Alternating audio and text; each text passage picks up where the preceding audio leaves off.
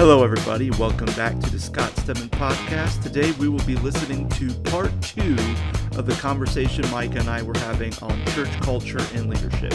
Enjoy. One of the conversations I've been thinking about is, when you think about churches from when you and I grew up to kind of how churches look now, it seems like there's a lot of times where people talk a lot about church trends or certain church dynamics or certain ministry things that churches have to do in order to be successful, whether it's having a better lighting system or whether it's having a good camera system, or even if it's just more of, instead of having your traditional Lord's table and the wood paneling and all in a white color, you have to have a darkened room and you have to have little fluorescent lights, kind of tubes kind of hanging around to make a pattern that says grace in the background. And then when you have a message about forgiveness, you change them, it says forgiveness in the background. So you kind of have these set pieces. And I think a lot of times leaders can go to these seminars, whether they're an Orange or a Right Now Media conference, and learn from these experts in the field or these people who have these big gigantic churches and say, this is the way you should do ministry. This is what's going to help your churches grow and be more successful in whatever, and proclaiming the gospel and getting people to come to your church. Are we missing the mark with focusing too much on church trends, or is there some value to these church trends we're seeing in our society today? It's funny you should say that, or ask that. This morning I was sitting in a coffee shop and I was writing and I was reading and I was responding to emails, and this guy, who's one of the baristas there, stopped by my table and asked me if there was anything if there was anything I needed, or he also came up to me and was like, "What do you do?" And I was like, "Well, do you have time for that?" Because I just have my hand in so many different arenas right now, with whether it's being servant in local churches or, doing consulting, coaching, working full time at the university that I work at. But it's, he's married, and his wife is the daughter of a pastor in our community who pastors a Baptist church. Now in Trenton, where we live, there are, I believe, 2 Baptist churches, a Presbyterian church, a Mennonite church, a Church of God Cleveland, Tennessee, and a Nazarene church. And Trenton's not very big, so all these churches are pretty small in size. Maybe around 100 people at each church. And he asked me what I thought after telling him that I was a pastor and have worked at different churches. He asked me what I thought about this very topic. And it's interesting to sit back and kind of take that in, watching, different churches grow and go through different life cycles and seasons, because I've seen, the local church, runs maybe 50 people, maybe 100 if they're lucky on the weekend, and they're never going to change, and they're going to be the same church that they've been for the last 50 to 75 years, and they're not going to be there in 10 years because all the people have died. The people that have become, the younger generation, if you will, I don't know if you and I are still considered that, we're kind of in the middle of all that, but the people that are in their 20s, early 30s, who are going to these churches and being quote unquote agents of change, and then they get ran out of these local churches because they're not the norm of what these local churches are used to. They go to bigger churches where they feel like they can fit in and their voice can be heard. And that's why I think churches, are successful in that respect, because they've tried, if that makes sense, to go to smaller churches, help, volunteer, serve, and then the same person's doing the same 5 jobs they've been doing for 40 years and are not letting anybody help. And so they feel like they're not validated, they're not respected. And then they're like, well, if I can't serve here, I'm going to go somewhere else where I can. And so some churches that go out and plant, you know, they may have the funding of a Southern Baptist church, but they may be called, I don't know, Elevate. Let's call it Elevate Church. Yeah. And they're a church plant. They meet in the local YMCA. They have funding from another church, and they have the money to get started. And they really take off because they're like, really, come as you are, be who you want to be, wear jeans, you know, wear a hat, you know, drink coffee, whatever it is, right? And some of those churches explode as a result. There's a church in our area that we went to a couple of times in between Sundays where I wasn't serving or consulting somewhere. And they have 2 campuses, and they run around 1,000 between the 2 campuses. And they've just built a brand new building, and they're running 2 services on Sunday at this campus, and they're getting ready to start a 3rd because they're packing it out every week. But it's legitimately like, come as you are, be who you want to be. They still proclaim the gospel. And I think a lot of it is because if you drive down the street, you've got the Presbyterian church and the Lutheran church and the Catholic church and the Methodist church, and they're all smaller churches that are not going to change who they are and their identity. And wonder why they're not going to be around in a couple of years. Yeah. And I mean, and I think even when you think about, you know, your Presbyterian, your Catholic churches, or at least churches that have a liturgy, does them not changing, is that dictated by the local leadership, or is that kind of dictated by the archbishop or kind of the culture of the higher ups that kind of wiggle down? Because I mean, you can think about, and even like when you talk about, you know, the Southern Baptist Church starting a church plant, and you call it Elevate. I mean, there's been times where literally I've applied to non-denominational churches, and then I'll have these conversations with them, and they say, "Oh yeah, by the way, we're actually affiliated with the PCUSA, the Presbyterian Church of the United States of America, or we're the Church of Christ of the Open Door, or we're part of the Southern Baptist Church." And I'm thinking, then why are you calling yourselves non-denominational? Because obviously I'm not gonna, because not necessarily I won't fit, but obviously I've kind of already set my stuff out and you're interested, but then you're saying, "Oh, will you be ordained as a Southern Baptist pastor?" And I'm like, no. Like, I mean, I think there's enough theological differences that I don't think I would be a good candidate for that. But yeah, I think it's interesting when you look at kind of those church trends, and I think they are important, you know. And someone may sneer and go, "Well, why do we have the lights in the fog machine?" You know, like something dumb like that. But there was I can remember I was looking. We were doing a church series out of Seacoast called I See a Church, and Greg Serrett was talking about him growing up in church, and the one thing that really helped him kind of connect to the divine, you know, some of the worship elements that really made him connect would just be sitting in a church and just looking at the stained glass windows and just seeing the beauty and the way the light would shine in and how the colors would go, or see the colors, how they would move on the wall or on the carpet. He said, you know, there are times during service he could look at that stained glass window and it would really touch his spirit, and it kind of helped in a way become a catalyst to move him deeper into worship with God. And as an older guy, he goes, "Well, I don't understand why we have to have all these stage lights, and with each song there's a different color hue that's playing during the song, and like sometimes the smoke and the fog and anything like that." And yet it came to him when he was talking to his son. He said, "Well, Dad, this is kind of our stained glass windows. This is, you know, yeah, it may be silly, it's nothing, but for some people, this could be a catalyst for them to have a deeper experience of worshiping God." So, yeah, I mean, does every church need to have a fog machine and lighting system? Not necessarily, but if you're trying to reach certain people, there's certain people in your church where there's certain elements that can bring them closer to having a worship experience with God, then there is some legitimacy to it.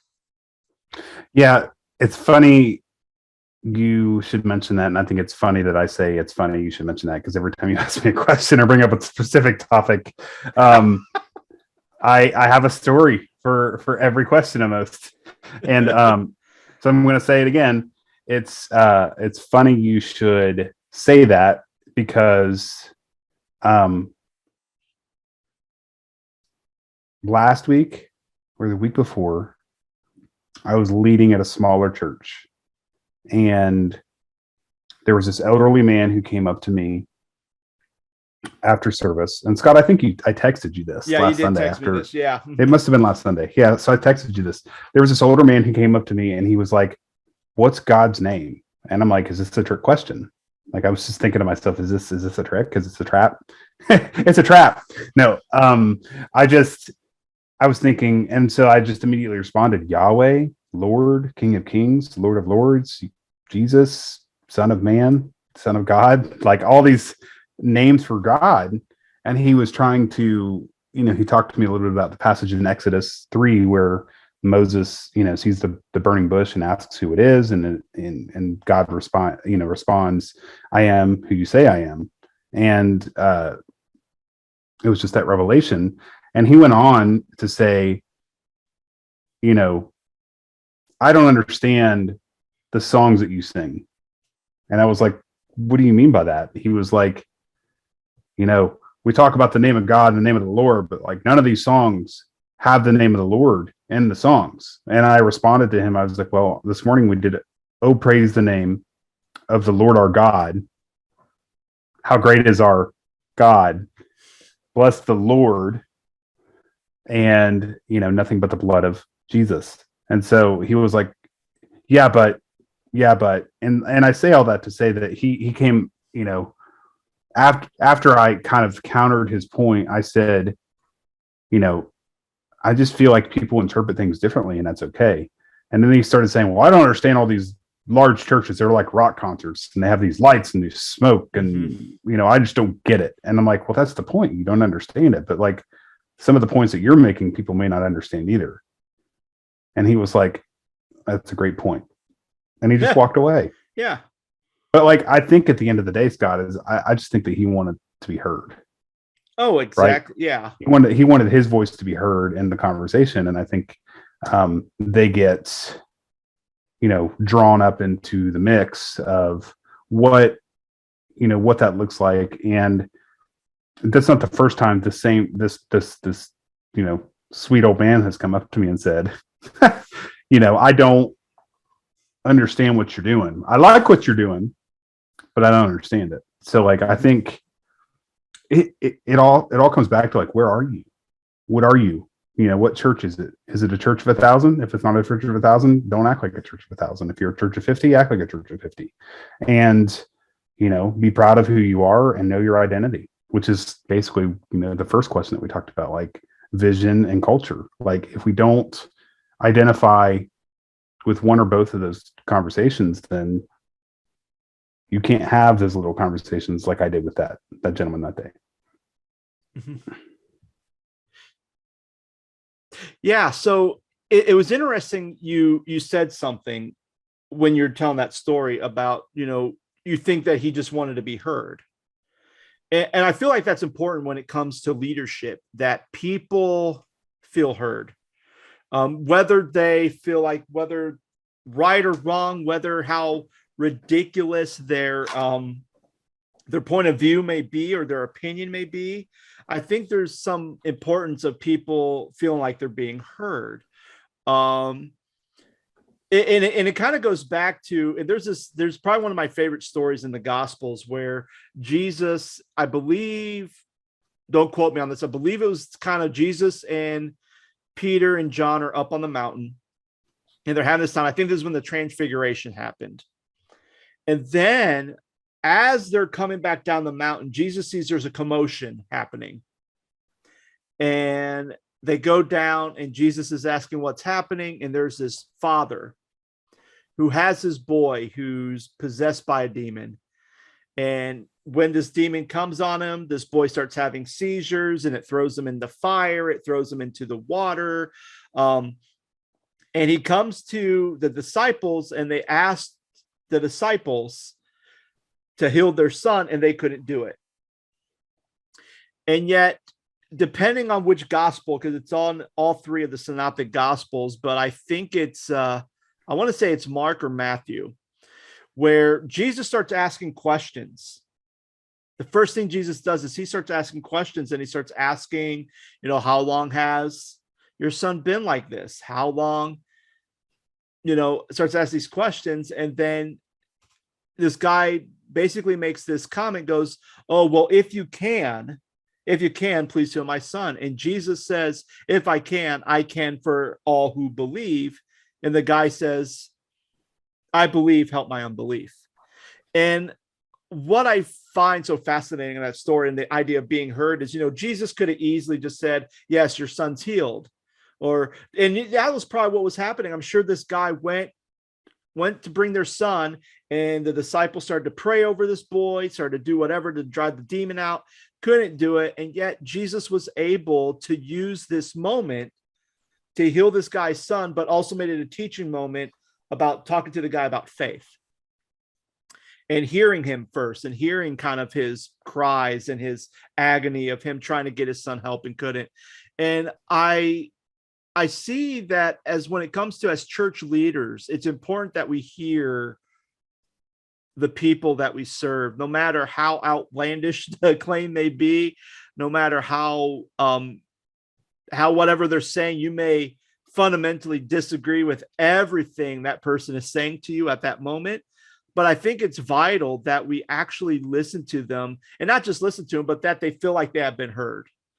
Because you can say, listen to someone, and they can still feel like they're not being heard, not because you're not doing what they said, but there's, like you said, like that guy could say, but yet you were asking the same question. You kind of brought it around like, well, you may not understand it, but there may be people who don't understand kind of your view of worship on making sure that we have to have the names of the Lord in every single song, and I think that's a important aspect to kind of really pull from that story, just the idea of people being heard. Well, and a lot of times, in bigger churches or situations, like, especially if we're, a church of, that's having multiple services every Sunday, it's hard to sit and have that conversation with that person that's in first service that really wants to sit down and have that moment with you when you've got to go to the next service and preach the next service or lead worship at the next service, or you got to reset your lighting cues and reset your soundboard and reset, you name it, you got to do it for the next service and the next group of people that are coming in there. And there's a right way to do that, as far as like, hey, let's get together, have a cup of coffee this week, or let's go have lunch, or let's, I have office hours, come see me. There's a right way and a wrong way to do that, but it's some of those moments need to happen in the moment, and that's why they're so special. Yeah. But depending on where you're at, especially in ministry, you may not always be able to do that. Yeah, absolutely. And there's something else in your story too that made me think about the topic of rebuking, because in your story, this guy had an opinion, and you kind of, you disagreed with him, but you were able to, and I don't know I guess it depends on how do we define rebuking. I listened. I listened to him. Back to the conversation about listening. I listened. Yeah. You listened to him, and then you even kind of countered his point with a point that made him think, and made him not only think or say good point, but also in a way maybe try to think differently or correct. And when I think about that idea of rebuking, rebuking when done properly should always be done humbly, should always be done respectfully. But at the same time, when it's done, it helps to kind of lead to change and transformation. It leads to a better understanding of people. And I feel like a lot of times when we see the word rebuking, we see it as, well, I don't like what you're doing, and I think what you're doing is wrong, or it's against the gospel. In my opinion, it's against the gospel, so I'm going to rebuke you harshly. And I can remember a story, and this is a story from a pastor that had trained me years ago, where he talked a lot about the idea of, hey, if there's conflict, make sure you do it privately, because you don't want to embarrass the person in public, which, yeah, that's good sound advice. And then after I was done with my internship there was a teen at the church who really had just kind of lived in a broken home, just had a lot of stuff going on. And he put something on Facebook and kind of had some kind of like expletives in his thing. And my mentor decided to rebuke that, not in a private message, not talk to him when he's at church and say, hey, can I talk to you a little bit? Or not even just say, hey, talk to the youth pastor and say, hey, I happen to saw this. Can you, I don't know what the situation is. Can you talk to this young man? He decided to respond by commenting on it in front of the entire internet. And when he did that, not only did it lead to this pastor no longer being blocked, but everybody who was associated with the church was blocked. And even the youth pastor was upset. It's like, I wish this was done in a different way, because now even when I call him, he's not answering his phone. I can't even talk to him to see what was going on. And it wasn't necessary. And it was more about the expletive than the meat of it, which was that there was some issues going on between him and his stepfather. And it was like, that was a personal issue and that was just a way of venting.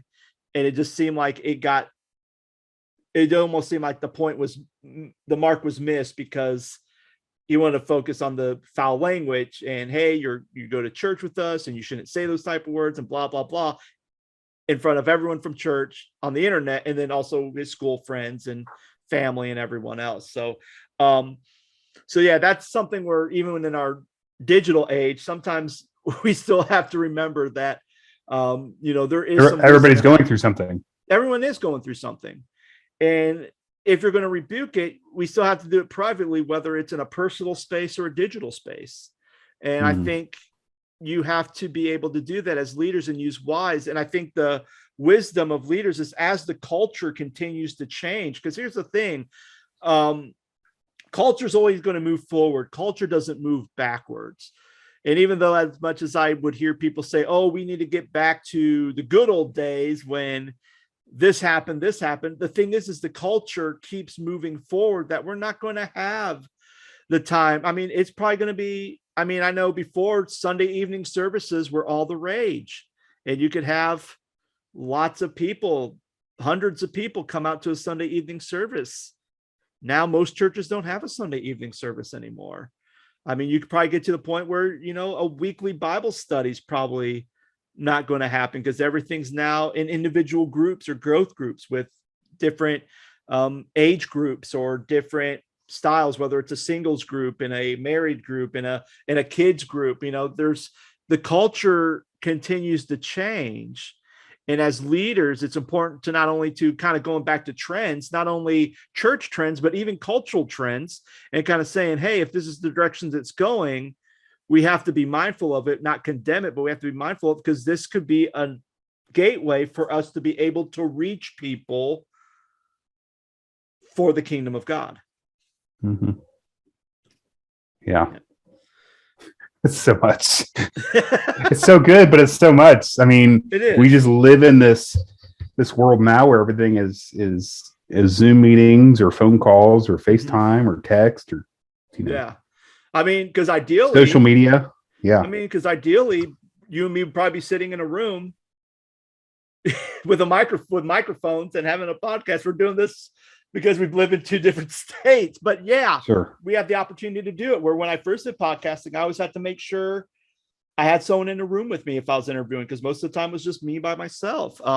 So there's an avenue where I can have difference of opinions or be able to play games with people all over the world, where before you'd have to sit in a living room and have your TV be split in four, or have a landline, or sometimes it was just mostly you played a game and then you told your friends about it because they couldn't experience it. Now you can stream your gameplay for everyone to see. So culture is very important. Mm-hmm. Yeah, and like on the last topic that we really talked about was, did we miss the mark with focusing on church trends? Mm-hmm. I think, if anything, most churches have. And what I mean by that is like COVID-19 was like an awakening, not like to our listeners to, you know, talk. I'm not talking about like the illness and the sickness that all was. Mm-hmm. What I mean by that statement is that how many churches were not ready for something like that, meaning that they had no online presence, they had no social, they had no Facebook Live, they had no live streaming, they had no website, they had no nothing, they had no presence online, or what we call in marketing a digital footprint, to reach out to your folks during a time where we didn't know how long the church was going to be closed for physical services. Mm-hmm. And it's very eye-opening to me, walking into some of the churches I've consulted with over the last year and a half, to, you know, some of them are streaming with the phone on Facebook Live on Sundays, and that's all they have, and that's great. Mm-hmm. But that's not everything. Some of them don't even have Facebook. They don't have a Facebook page. They don't post on Instagram. Some of them don't even have internet. Yeah. Oh, I was at a church last fall, and they had no internet in their church. The person was streaming on their phone to their Facebook page, and it was literally, they were using their data on their phone. Wow. You know, they had no Wi-Fi. They had no internet within the church building. Yeah. So, but all that to say, I think churches have missed the mark on trends such as live streaming and opportunities to expand the kingdom of God virtually. Because the last few churches I worked at during the season of COVID, before, you know, there were vaccinations and protocols in place and therapeutics and different things to help treat the illness, masking, whatever you did to keep yourself safe. We didn't have that at the beginning because we didn't know anything about it, right? Yeah. And so I remember, you know, in 2020 going into a church, and it was me and maybe 2 other volunteers, and we were recording our pastor's message, and we were trying to put an entire service together virtually. And then I would go back home and I would just put it all together and, you know, publish it to stream.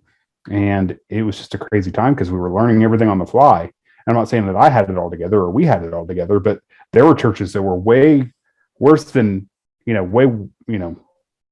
more off than we were. Yeah. In the respect of, like, they weren't even live streaming. So you were just going to sit at home and not have church for a year and a half and not have any sort of like communication with your lay people. And then when you come back to church, you're surprised that there's nobody there. Like, how does that work? Well, yeah. And not only that, but there was also the other thing too, because even though we can look at church, you know, cultural trends and see, when COVID hit, everybody now started to get, if you're a church that didn't have internet, either you're buying internet or you're getting an unlimited plan for your phone so you can record your services.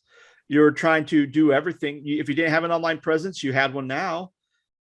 On the other side, I think there were some other issues, like some basic issues that kind of fell off the wayside because we're too focusing on certain current trends. We forgot the basic trends, which was checking in on people.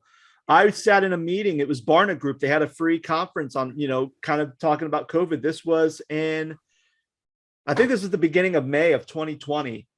And I'm sitting at this conference, and already when it hit, I tried to be intentional, making sure I went through the phone book and called every single person from the church, checked on them. How are you doing? How can I pray for you? And I made sure I checked on everybody within the congregation, and even challenge my elders, make sure you're calling these people too, so that people are checked up upon. And I remember sitting in that conference, and they talked about, and one of the questions was, how many people from the church, like church leadership, has called and reached out to you during when everything shut down? So this is like March, April, okay, when everything started to shut down, March and April. And there was a third of them said, yeah, someone from the church had reached out to me and talked to me. And then 2/3 of them said no one. In the 2 months in shutdown, no one from church leadership, the pastor, an elder, youth pastor, worship pastor, nobody from the church had even called or reached out to someone who was a member of that church. And I was just blown away by that. I was like, why are people not checking in on their people? Yeah. It's a great thought. And Do you know Ben Higgins? Name sounds familiar. Shout out to Ben. Ben's a good friend of mine. He worked with me at Town Boulevard Church in Middletown. He was a youth pastor there for a couple of years. He was then he moved. So he was in Missouri, was the youth pastor there, moved to Middletown to be at Town for 2 years. And then he got called back to that same church in Missouri as the lead pastor. During COVID, he and I, we've been friends for years, but we would touch base once a week on a Zoom call or something like that. And just, I was asking him what his church was doing. And Scott, they were doing exactly what you were saying, because they did have some elderly people that would come to their church. And that was the way to connect with him, was via the phone. And a lot of, not that it's all about money, but you do need giving to happen in order to make the church function, because it's a nonprofit organization. I mean, that's just the way it is. Mm-hmm. And so Ben was telling me that, because he was making the effort, like they printed out a spreadsheet, and when COVID happened, and they went and they called everybody on their roster that they knew, just like what you were saying, and giving was solid, because people were like mailing it in.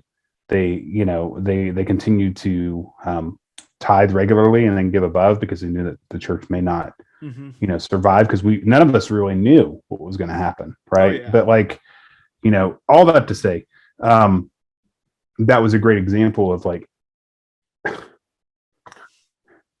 he picked up the phone and called people, just like what you said. You picked up the phone and you called your people, and you just let them know that you were thinking about them, and that you cared about them, and that you were praying for them. And that meant all the difference in the world to them. And, as a result, they continued to give and financially support the church, and knew that they were loved. So like, it's just the little things in life and ministry that make, I call them, what did my dad used to call them, spiritual bonus points, or spiritual brownie points, or something like that, where like, you're investing in those people. Again, you're investing in those folks to the point of like, they know that they're loved, and that's what it's all about. Yeah. And I think it kind of goes back to, and maybe this will be our final question. Who knows? I don't want to say this is our final question, because we can still be talking more about this. But there's something that I think is vital to having some type of methodology, I guess, in some ways. Because when we talked about leadership and church culture, we talked about how it's so fluid and so vast, and it's very hard to have a quote unquote professional up on a stage telling you this is how you should do things, this is how you should run your church, and you should do it this way, because it's not going to work depending on what state you live, how big your church is, everything else. So I think in order for church leaders to really navigate and to do ministry well within their churches, there has to almost be some type of foundational model or foundational things that they can say, this is who we are, this is what we're all about, and this is how we are going to do ministry. And, as someone who's going to get their doctorate and looking at church leadership and kind of how that's done and how to do things, it's very fascinating on all these different methodology of how people go, whether it's from a more looking at kind of more of a certain theology and looking at things like this, or of a biblical thing, or basing it off on a certain passage of scripture, even if it's just like a model, like a Branson Martinez model, where there's like a Venn diagram of three things where you have missional, congregational, and spiritual, and kind of within those three spheres is how you do ministry, and how that drives you on how you not only change a culture, but how you lead people. And again, kind of keep you on point and keep you on task on how to do things well within ministry.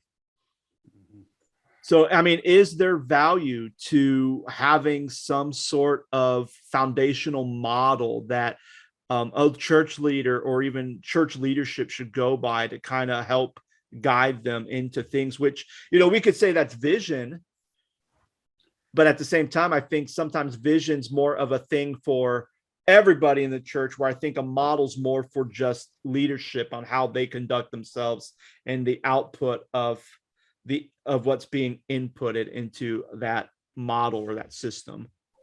Does that make Well, sense, or am I confusing you? no.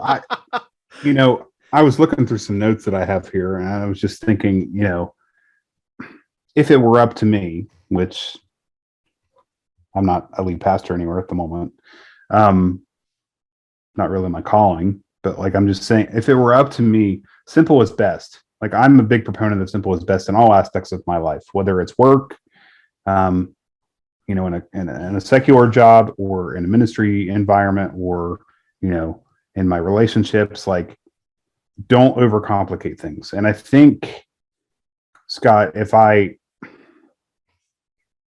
went out on a limb here, I think that a lot of mega churches or larger churches do things simply, and they do things with simplicity, meaning that they know who they are, they know what their mission statement is, they know what their brand is, marketing, the colors, the branding, the fonts, everything. When you walk into a Crossroads church, it's Crossroads Church. If you walk into Elevation Church, it's Elevation Church. But if you're the local church of 50 to 75 people, and you've got 13 boards and 13 committees and 14 different projects going on all at the same time, and this person has 8 of them and this person has 6 of them, and you got to talk to this person and this person and this person and this person to get that answer, I think that it overcomplicates things. So all that said, first of all, simplicity is best in my opinion to make the model that you're talking about work. You can always build on that stuff, but it's hard to take that stuff away if you keep adding, if that makes sense. I was at a worship ministry conference a couple of years ago, and Paul Baloche was the main speaker at that conference, and he was talking about how to create, culture of excellence in worship, and talking about how to start a team, a worship team, and kind of add to it, and how to create a successful worship team was the session that we were sitting in. And he's like, it's like a pizza pie. You start with your crust, it's your foundation, and you add your sauce, and you add your cheese, and you add your toppings. He said, but once it's in the oven, it's baked, right? It's pretty much solidified. So his big point in that was it's easier to add than it is to undo, meaning that, like, the simplicity of it is, we can give people, what's the old expression, Scott? Give you an inch, take a mile. Yeah. I'll give you an inch, you're going to take a mile. It's easier to not give stuff to people who are going to get carried away with it when there's kind of that foundation build and that expectation or foundation lane for the ministry of like what your church is trying to accomplish. Does that make sense? Yeah, absolutely. So yeah, I think it's very imperative that we keep things simple and people really know and understand, again, the culture, the vision, the identity, whatever you want to call it. And I think that's why a lot of larger churches and ministries are more successful, because they don't make things overly complicated. Oh yeah. And I think that's, and I not only that, but I also think from just a mindset, like a culture, like a mindset, bigger churches, they, again, like you said, they know who they are, they know what they're about. So when they do ministry, it's very simple. They don't have to try to do ministry and try to prove who they are, right? They don't have to do that. They're just doing straight up foundational ministry. And where when you think about your smaller churches, they, whatever the case may be, whether it's an identity crisis, they seem to kind of, they want to do stuff, but then they also kind of trip over their own feet as well, and I think that's kind of goes back to what we talked about at the beginning, or from the quote that Roger said to you is, love people and take your time. And I think with a larger church, they can be very simplistic and take their time because they know that the output's going to be greater. I think when you get to your smaller church, the misconception or the illusion is we have to do everything very quickly and we have to do something now, because if we don't, and if we take our time, or if we kind of go slow at it, we're not going to have any more resources to do ministry. We're not going to have resources to keep our lights on. Well, it's balance too. We talked about is. balance in the worship ministry podcast, but Yeah.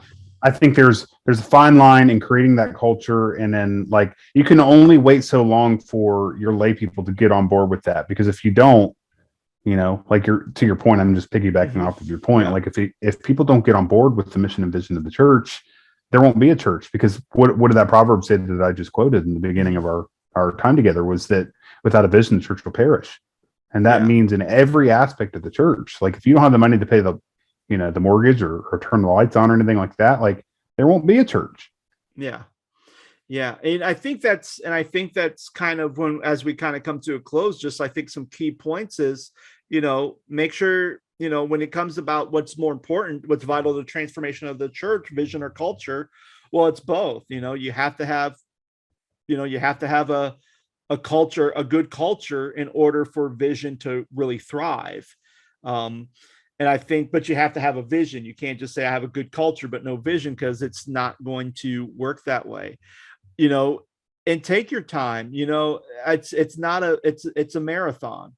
When Paul's talking about running a race, he's not saying, hey, let's sprint for the glory of God. I mean, I think you have to take your time sometimes. And even when I think about Paul and the ministry and just trying to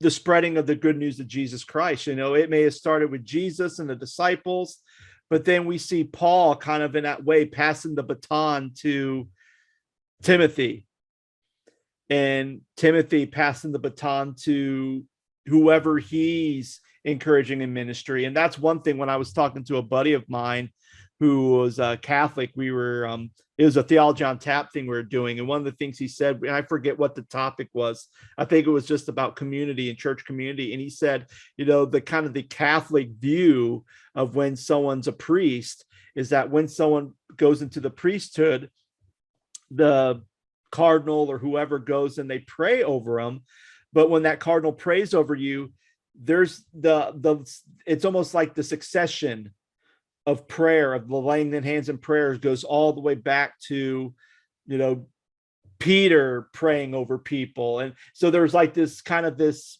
whatever you want to call it, like a mythology or a methodology where, when you are prayed, it's not just this archbishop praying for you, but it is Peter himself, all the way from the beginning of time, praying over people. And those prayers just continue to trickle down to empower people in ministry. So, take your time. And, if you feel like that you're at a place and you feel like, even though you have the best vision, but you can't change the culture and the people or the leadership just can't get behind you, then this is some of that chance that either you have to change the vision, or you might have to change the car.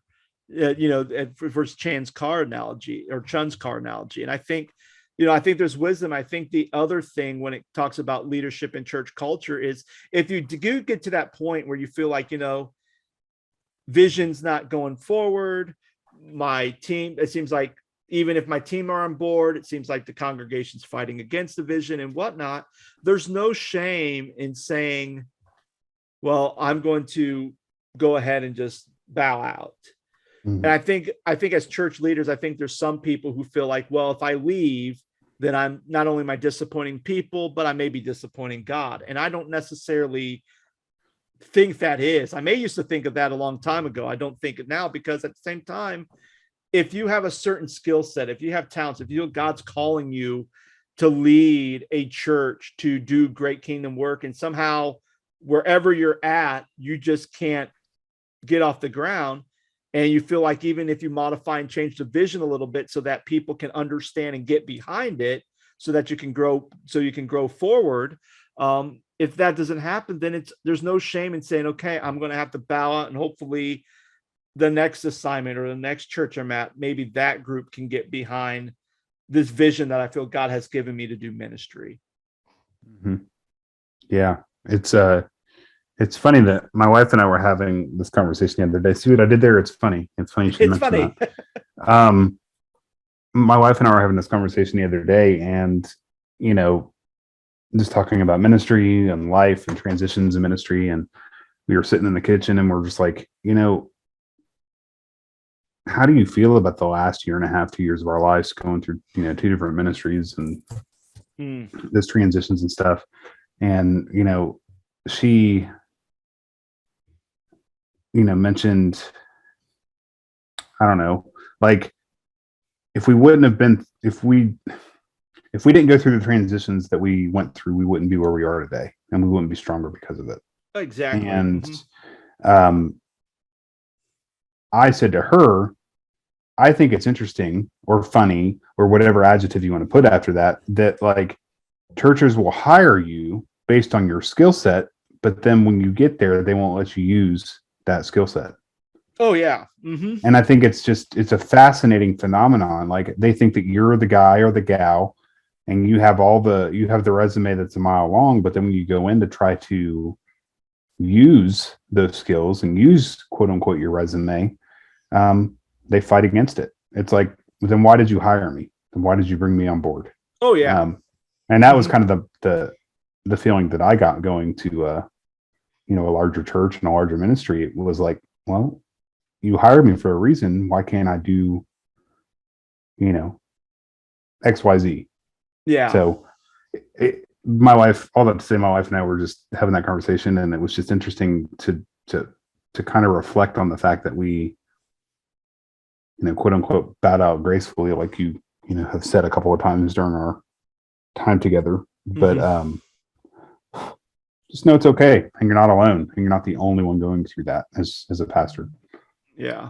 And I would even say, because you talk about pastoral care, and I think, important. It is important. And I don't think that, and I know we talked about burnout and everything before, but I want to make it clear, you don't have to wait till you burn out or to you to leave a ministry to go and get that pastoral care. Pastoral care should always be a lifelong thing. Something, even as an even when I was in the theater and doing acting, I remember my professor would say, every good actor has a therapist. Which, I think is, and I think even every great pastor should have some type of, not only a counselor or a therapist, but I think even the idea of a mentor or a mentor.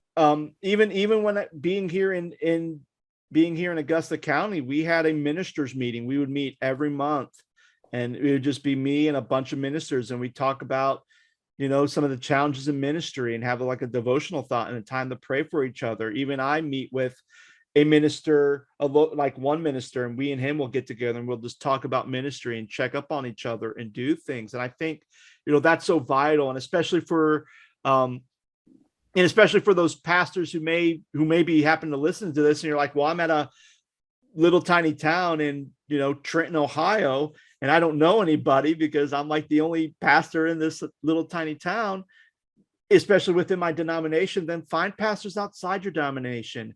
We also live in a technological digital age. We have Zoom, we have Skype. I mean, Skype's been around forever. I mean, we have all these methods that we can talk to people.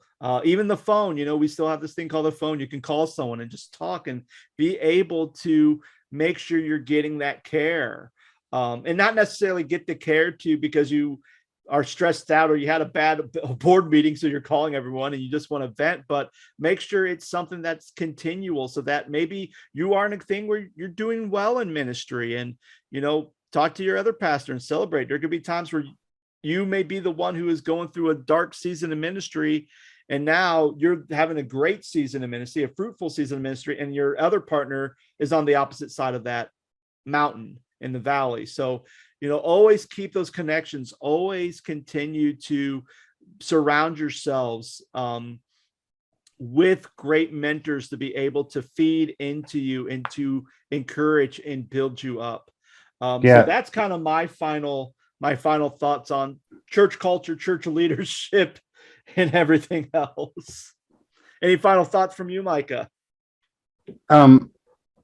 Two people that really come to mind when you talk about pastoral care, and I can't advocate enough for that. Well, actually, three. So, when I was in seminary, Dr. Guy Brewer, he's retired now, but he was my professor of pastoral care. He actually taught ethics, and he taught pastoral care, and he taught several classes on that and just taking care of yourself in ministry. And he was one of those guys who I really learned what it was to take care of yourself and really invest in yourself and the person next to you and really care for them.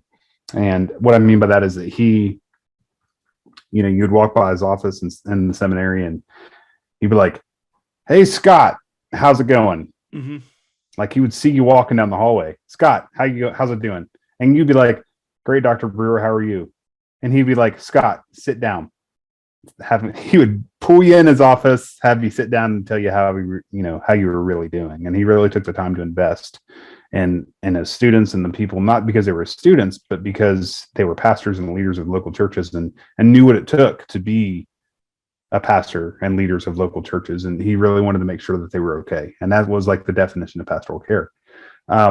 Another name that comes to mind is David Reams. I don't know if you know who David Reams is, but No. David Reams was he was an interim pastor at Town Boulevard Church for a little bit. He was the senior pastor at Eaton Church of God in Eaton, Ohio, where our friend Jordan Halstead's dad was at for a time. He was a missionary in Japan, but he's one of those people that were the same way. And I've never met a man who can read a room like David Reams. And what I mean by that is that he could just go in and read the room and just have the discernment that things are great here or things aren't really good here. And, this person needs love and this person needs to be, held accountable. And he was just very, very good at reading a room. And he would always take the time to call me or send me a birthday card or send me a book that he thinks that I should read on ministry and pastoral care. And then finally, another mutual friend that we have is Pastor Bob Neese, who's in Virginia with you. Yeah. My mom passed away in July of last year. And Bob's a really close friend of my dad's, and my dad's been pastoring for 40 years and my mom and dad were married for 40 years. And so when my mom died, he was actually with Bob, and Bob has walked my dad through a lot. And I think he too exemplifies what it means to really invest in your neighbor or love your brother. Just really touting pastoral care and what that means. And, even if he doesn't agree with you, he's still going to love you. And that's what Jesus did. So, we can get into this whole passage of love your neighbor as yourself, but, yeah, what did Jesus do? Like he loved people. And that's, I think, what we're called to do as pastors. But at the same time, I think it's important that we, invest in pastoral care and take care of ourselves, because if we're not in good health and good shape, then how are we going to manage the people around us that are dealing with crises that are way worse than what we're going through? Yeah, absolutely. Yeah. Good stuff. Well, Micah, again, thank you so much. It's always been a pleasure to be on the Scott Simon podcast. Maybe we'll have to call it the Scott and Micah podcast if you keep getting any more episodes on here with me. I'm game. Let's go. We could go. I'm good for any. That'll be my recording. third rebranding from Theology and Backgammon to the Scott Simon podcast, the Scott and Micah show. Well, it's funny, Scott. It's been very fruitful over the last year because you and myself and Jordan are really close friends, and yeah, one of the things that I've always wanted to do is podcasting.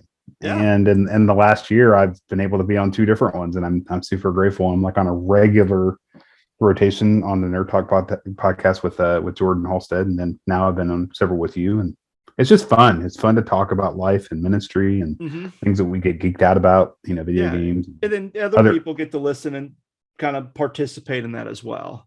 Which is great. All right. Awesome. Well, again, thank you so much for joining us, Micah. And again, guys, thank you so much for listening. I hope this conversation on church culture and leadership has been very helpful.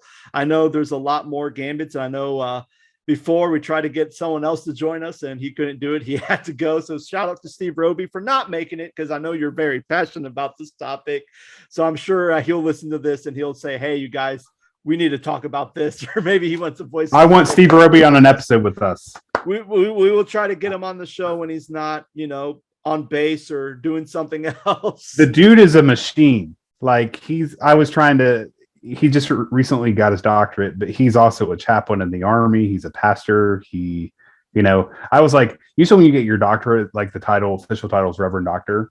He's also a captain in the military. So I'm like, what is this? I asked Alicia, my wife, yesterday when we were talking about Steve. I was like, what is it? Captain, Reverend Doctor, Pastor Stephen Roby? Is it Captain, Chaplain, Reverend Doctor? Is it Pastor, Reverend Doctor? I don't know. I'm sure on his resume he's going to have like a bunch of suffixes and prefixes before his name. It's just going to keep getting bigger and bigger. Shout out to Steve Roby. Yep. All right, guys. Thank you so much for listening. Again, if you like this podcast, you can support me. You can go to the coffee account, ko-fi.com/the Scott Stedman podcast. There's some incentives there. You can just do a one-time donation. Anything will help keep this podcast running and upgrade any of the equipment and software for us to be able to continue to have great conversations that you enjoy. Everybody, hope you have a great weekend, and we'll be back on with another episode soon. Talk to you later. Bye.